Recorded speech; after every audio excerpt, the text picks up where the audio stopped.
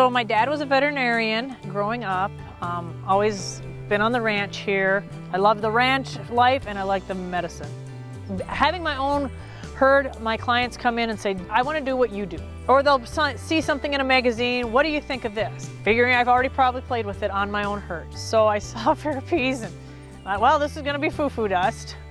But I will try it because I know some clients are going to say, what do you think of it? Have you tried it? So I weaned my first set of calves and I did the whole herd, 100% of them. And we were working cattle and I walked out. They'd been weaned the day before. We processed them the morning after we get them home. We haul them home from about 20 miles away. So after I'd done the first group of calves that I had processed before, the steers, they were all laying down or they were at the bunk. And I'm like, oh, you guys got to come out and see this. And so they all come out and they're like, oh, that's kind of cool. But we'd done the whole group, everybody was quiet, and I'm like, okay, so we need to split this baby up.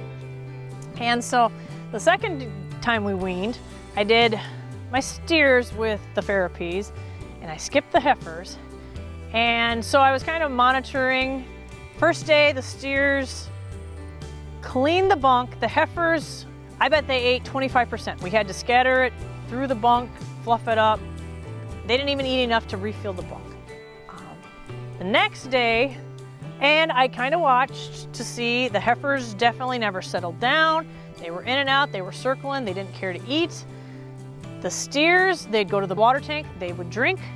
They didn't just leave because everybody else leave. They meandered around the pen by themselves. They weren't circling.